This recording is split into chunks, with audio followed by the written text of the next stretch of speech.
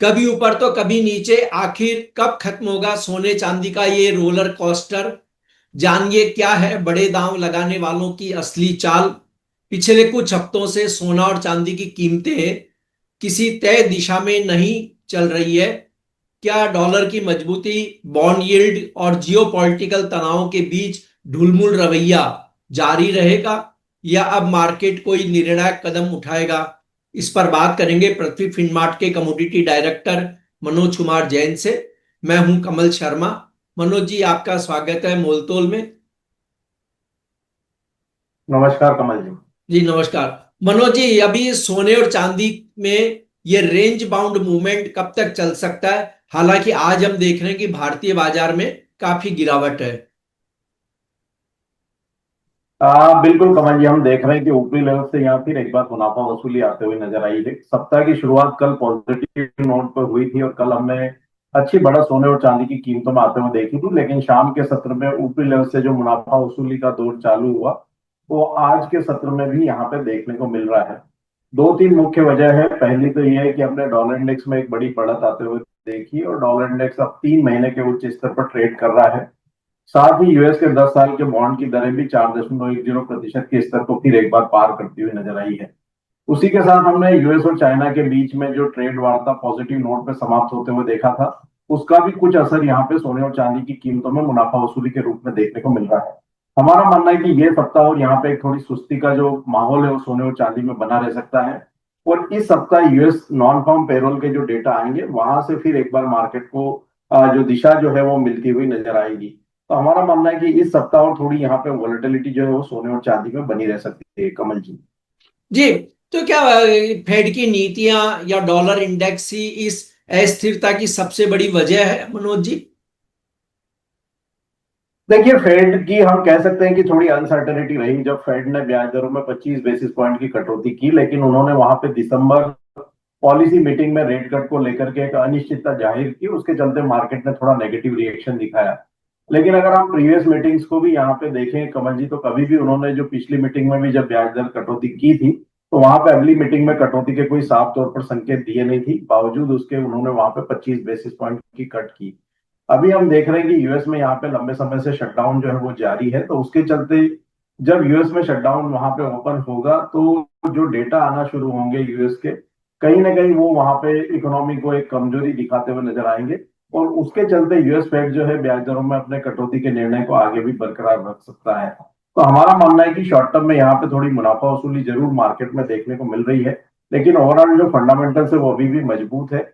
Dollar index की मजबूती यहाँ पे जरूर थोड़ा सा कीमतों पे दबाव बनाने का काम कर रही है, लेकिन हमारा मानना है कि डॉलर इंडेक्स भी कहीं ना कहीं 101.40 से 102 अंकों की रेंज में फिर एक बार रेजिस्टेंस फेस करता हुआ नजर आएगा और वहां से फिर उसमें भी रिट्रेसमेंट देखने को मिल सकता है। तो थोड़ा सा यहाँ 1 से 2 सेशन में थोड़ा प्रेशर देखने को मिल सकता है, लेकिन लंबी अवधि का जो ट्रेंड है अभी भी वहां पे बरकरार है कमल जी। तो मनोज जी, चार्ट के हिसाब से कहां पर सपोर्ट और रेसिस्टेंस के बड़े लेवल हैं सोने और चांदी में? देखिए, जो इंट्राडे के जो ट्रेडर्स है उनके लिए यहाँ पे जो कॉमेक्स सोने का जो वायदा है दिसंबर का, वहां पे $3,970 पर एक इंट्राडे में सपोर्ट जो है वो प्लेस है। तो उस हिसाब से एमसीएक्स पर जो कीमतें हैं वो 1,20,000 के आसपास इंट्राडे में एक बार सपोर्ट लेती हुई नजर आएगी। अगर किसी ने शॉर्ट किया है तो सपोर्ट लेवल के आसपास एक बार शॉर्ट की पोजीशन से निकलने की सलाह रहेगी। वहीं अगर इंट्राडे में किसी को बाइंग की रणनीति बनानी है तो दिसंबर का जो गोल्ड वायदा है वहां पे 1,20,000 के आसपास बाइंग की रणनीति बना सकते हैं, 1,19,400 के स्टॉप लॉस से।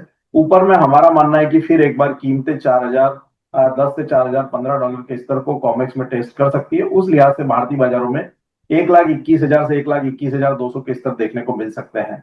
वहीं अगर लंबी अवधि के ट्रेंड की मैं बात करूं तो 3,870 जो है कॉमेक्स में अभी भी जो बेस लेवल है वो होल्ड है। उस लिहाज से भारतीय बाजारों में 1,17,700 के जो सपोर्ट्स लेवल है वो होल्ड है। तो जब तक बेस लेवल यहाँ पे वीकली क्लोजिंग बेसिस के ऊपर होल्ड करता हुआ दिख रहा है, हमारा मानना है कि मेजर ट्रेंड में कोई रिवर्सल नजर नहीं आ रहा है। वहीं अगर मैं चांदी की बात करूं तो यहाँ पे सोने के मुकाबले मुनाफा वसूली थोड़ी ज्यादा है, क्योंकि यूएस के जो मैन्युफैक्चरिंग पीएमआई के नंबर्स कल आए थे वो उम्मीद से कमजोर थे, और साथ ही चाइना के जो पीएमआई के नंबर्स थे वो भी उम्मीद पे खरे उतरते हुए नजर नहीं आए। तो उसके चलते बेस मेटल्स में एक मुनाफा वसूली है और उसका असर यहाँ पे चांदी पे ज्यादा होते हुए नजर आ रहा है। जी हमारा मानना है कि चांदी में 46.80 इंट्राडे में एक बेस सपोर्ट जो है कॉमेक्स दिसंबर वायदा में देखने को मिल सकता है। उस लिहाज से भारतीय बाजारों में एमसीएक्स फ्यूचर में 1,44,000 जो है यहाँ पे सपोर्ट्स लेवल रहेंगे। शॉर्ट सेल की सलाह यहाँ पे भी नहीं रहेगी। अगर किसी की शॉर्ट की ऑलरेडी पोजीशन है तो 1,44,000 से 44,400 की रेंज में एक बार मुनाफा वसूली करें। हमारा मानना है कि चांदी में थोड़ा सा साइडवेज मूवमेंट रह सकता है और यहाँ पे एक बार जो यूएस नॉन फार्म पेरोल के डेटा आएंगे वो फिर यहाँ पे मार्केट को डायरेक्शन देता हुआ नजर आएगा। तो हमारा मानना है कि इस सप्ताह चांदी का जो रेंज है वो 1,41,000 नीचे में और 1,50,000 ऊपर में एक बड़ा मूवमेंट जो है यहाँ पे बना रह सकता है दोनों तरफ के मूव्स के साथ। तो जो वॉलेटिलिटी है वो चांदी में ज्यादा रहेगी। अभी यहाँ पे चांदी में कोई फ्रेश ट्रेडिंग के लिहाज से कोई स्ट्रेटेजी नहीं है, लेकिन अगर शॉर्ट की किसी की पोजीशन है तो निचले स्तरों पर एक बार वहां पे निकलने की सलाह है। जी। तो ऐसे में क्या मनोज जी, ट्रेडर्स को हर गिरावट पर सोने में खरीदारी करनी चाहिए या वेट एंड वॉच करना चाहिए? क्लियरली क्या करें?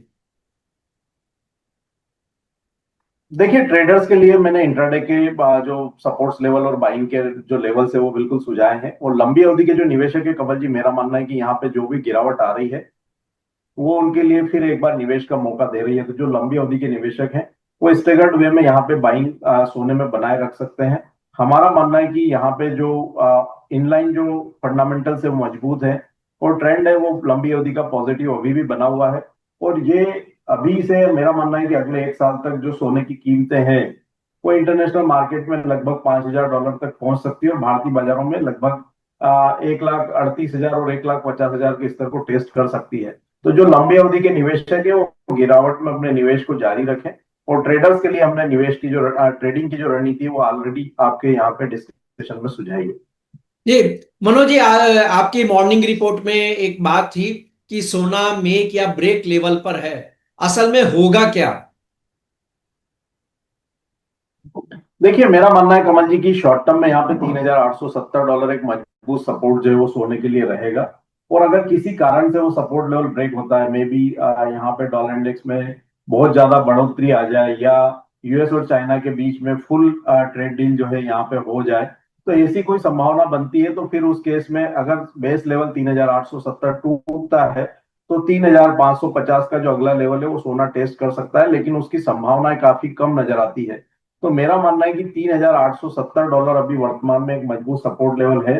और जब तक यह support level weekly closing basis पर होल्ड हो रहा है, इसके ऊपर यहाँ पे ट्रेडर्स को नजर रखना चाहिए। अगर ये वीकली क्लोजिंग बेसिस पर सपोर्ट लेवल ट्रेड ब्रेक होता है तो फिर ही एक संभावना यहाँ पे $3,550 तक की बनती हुई नजर आएगी। वहीं अगर ये सपोर्ट लेवल ब्रेक नहीं होते हैं और मार्केट कंसोलिडेशन के बाद $4,110 के ऊपर यहाँ पे सस्टेन होना शुरू करता है तो फिर हम यहाँ पे नए हाई की ओर से वो नजर आएंगे। तो अभी $3,870 नीचे की तरफ और $4,110 ऊपर की तरफ, इसके ऊपर यहाँ पे क्लियरली ट्रेडर्स को नजर करना चाहिए। जी, आपका कोई डिस्क्लेमर मनोज जी? सोने और चांदी के फ्यूचर्स मार्केट में हमारी कोई पोजीशन नहीं है कमल जी, लेकिन हमारे रिकमेंडेशन के चलते क्लाइंट्स की इनमें पोजीशन हो सकती है। ईटीएफ में जरूर एसआईपी के रूप में मेरा सोने और चांदी में निवेश रहता है। जो भी ट्रेडर्स या निवेशक सोने या चांदी में कोई भी ट्रेड की रणनीति बना रहे हैं तो अपने वित्तीय सलाहकार की सलाह से ही बनाएं, अपने रिस्क अपेटाइट के अनुसार ही ट्रेड करें और स्टॉप लॉस का पालन जरूर करें। जी, आपका धन्यवाद, शुक्रिया मनोज जी।